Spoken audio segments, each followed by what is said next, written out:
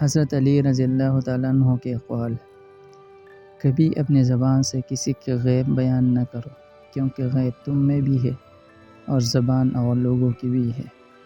اچھے لوگوں کا تمہاری زندگی میں آنا تمہاری قسمت ہوتی ہے اور انہیں سنبھال کر رکھنا تمہارا ہنر۔ کوئی تمہارا دل دکھائے تو ناراض مت ہونا، کیونکہ قدرت کا قانون ہے، جس درخت کا پھل زیادہ میٹھا ہوتا ہے، لوگ پتھر بھی اسی کو مارتے ہیں۔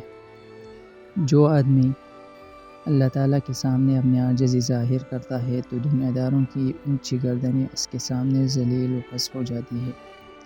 دنیا داروں کی صحبت سے پرہیز کر، کیونکہ اگر آپ تنگ دست ہیں تو تجھے حقیر سمجھیں گے، اور اگر آپ زیادہ مالدار ہیں تو تجھ سے حسد کریں گے۔ جو آدمی اپنی قدر آپ نہیں جانتا تو کوئی دوسرا آدمی بھی اس کی قدر نہیں پہچانتا۔